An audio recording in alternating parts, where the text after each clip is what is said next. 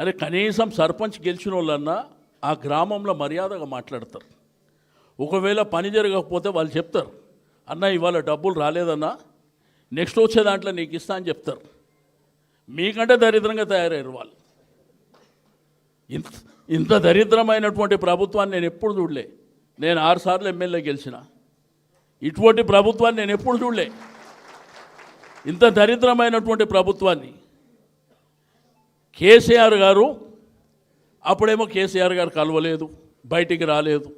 కేసీఆర్ గారు కలవవలసిన అవసరం లేదు. కేసీఆర్ గారు తన ఆఫీసులో కూర్చుంటే మన ఇంటికాడ పని జరుగుతుండే. ప్రజలకు ఏం అవసరాలు ఉన్నాయి, ఏమి కావాలి ఆయన ఆలోచన చేస్తుండే. బతుకమ్మ పండుగ వచ్చిందంటే మా ఆడబిడ్డలకు చీరలు ఇవ్వాలి, రంజాన్ వచ్చిందంటే ముస్లిమ్స్కు మరి తోఫా ఇవ్వాలి, క్రిస్మస్ వచ్చిందంటే వాళ్ళకు కూడా కార్యక్రమాలు ఈ విధంగా ఆలోచన చేసిండు. గ్రామాలన్నీ పచ్చగా కనిపించాలి. ఎన్ని చెట్లు పెంచిండు ఆయన.